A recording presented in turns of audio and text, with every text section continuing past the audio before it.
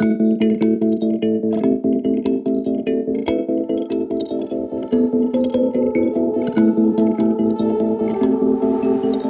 have before us the opportunity to forge for ourselves and for future generations a new world order.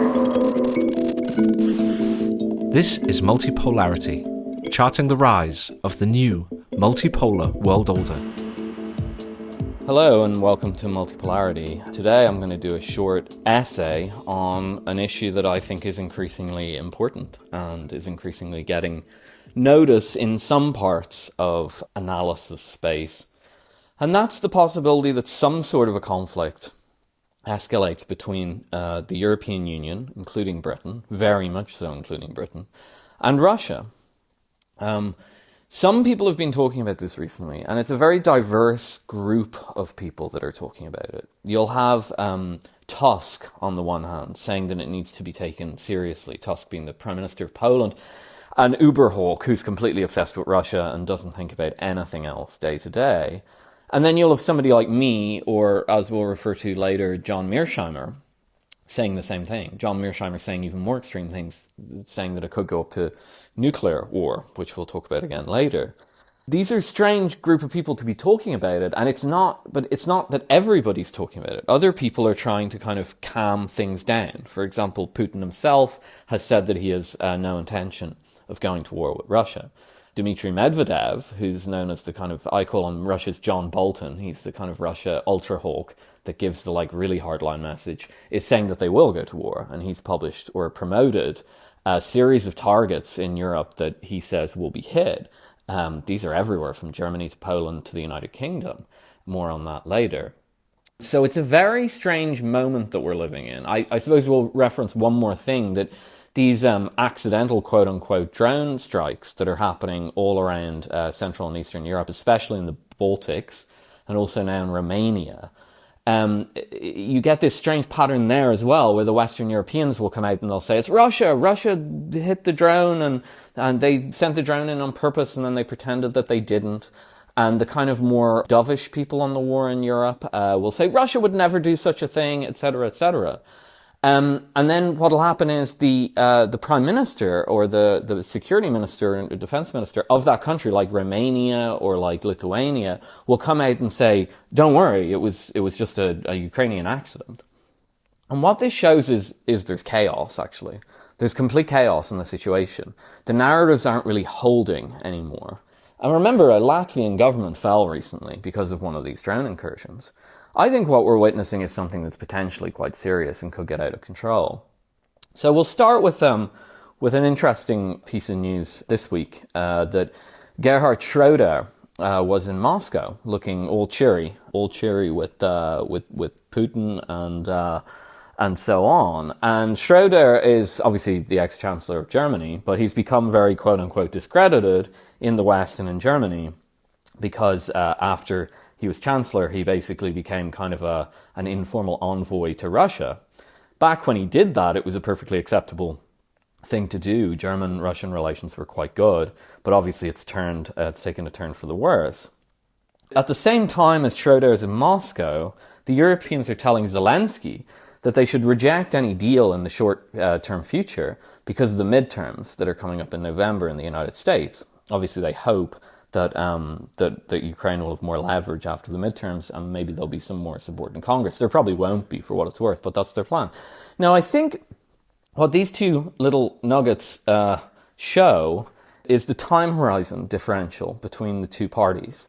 Russia is thinking in very long term. They're trying to rehabilitate Gerhard Schroeder, because if they ever get Gerhard Schroeder being the peace envoy, the person who negotiates on behalf of Europe, which they very much so want to do, and which will be an enormous diplomatic defeat for the Europeans, that sticks a relationship. It sticks a normality around Schroeder and what he represents, which is normalized relations between Europe and Russia. And Moscow know that this is completely unacceptable to the Europeans right now, but they're willing to just go along with it because they are thinking on a very long-term time horizon. Meanwhile, when the Europeans are telling Zelensky to watch the congressional and Senate races in the United States, they're thinking in such short-term time horizons. And they're making sort of bets, gambling bets or something like that. Now, for what it's worth, the Republicans won't do so well in the Congress, in the midterm elections, probably. But nobody's interested in the Ukraine war anymore. So all of this takes place against the backdrop of what's actually really going on, in my opinion. All this political theater, it's important theater, but all this political theater, and even some of the stuff that we saw around the girls' school being bombed in Lugansk recently, is actually sort of a distraction from the main story, which is that Ukraine are launching anywhere between 1,000 and 2,000 long-range drones every week into Russia. The range of these drones is now about 1,000 to 2,000 kilometers.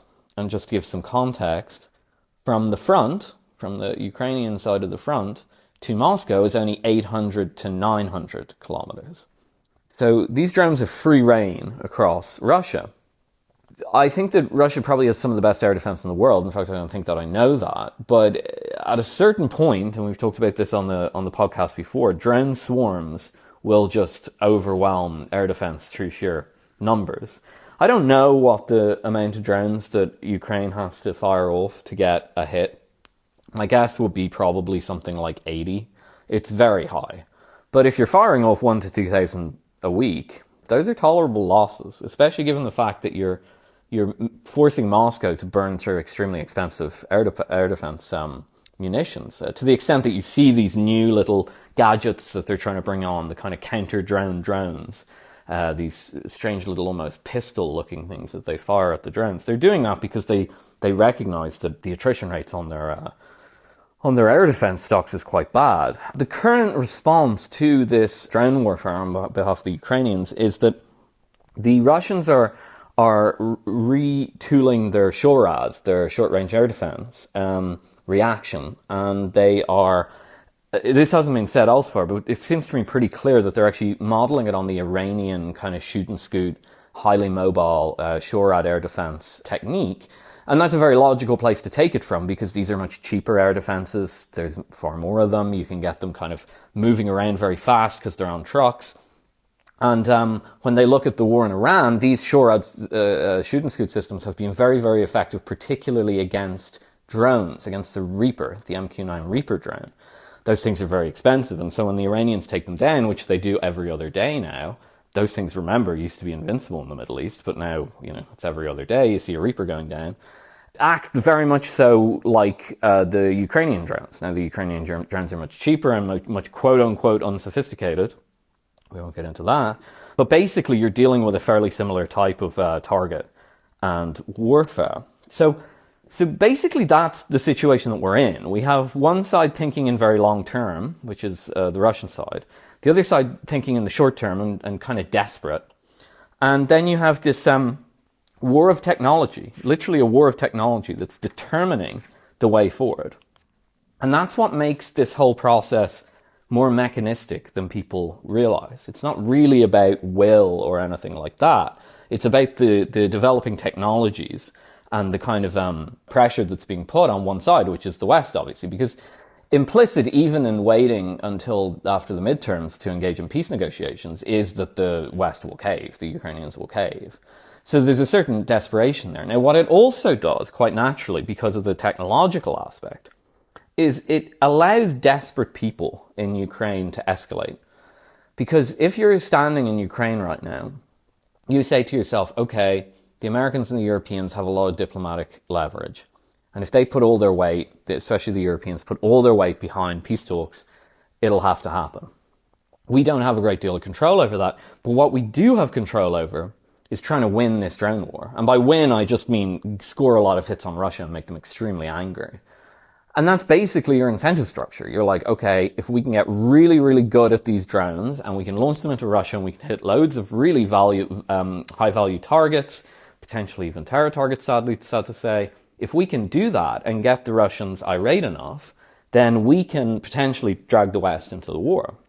So what this technological back and forth has done is it's created a very imbalanced escalatory ladder where I would say, you might even say a minor player in the grand scheme of things. I know that sounds a bit mean, but it is true. In the grand scheme of things, a fairly minor player has the capacity to control the escalation.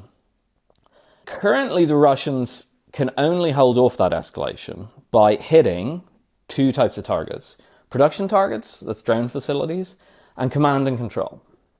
And what those big, massive drone and missile strikes that you've seen in Kiev, especially recently, have been about, and what the reason that the game has changed a lot there. Hello there, Andy Collingwood here to say that you have reached the paywall. A paywall is like a real wall, except it's you buying access to our premium content. We do 3 free shows every month. Then, to keep the lights on, we ask our fans to pay for the 4th. It's $8 on Patreon. Just go to patreon.com, enter a few quick details, pay the currency units, get the episode, become part of secret Multipolarity. But these days, you can also sign up on Substack. There, you get the premium podcast, plus any written work that we add to Substack. We have big plans for that, so for an extra $4, taking it to 12 a month, you get the whole shebang. The choice is yours. Of course, if you're already a member of the club, the show continues just beyond this point. If not, for now, goodbye. It's the exact same thing that I see. Ukraine is able to take the pain of hits. I mean, they're able to take almost infinite pain, it seems.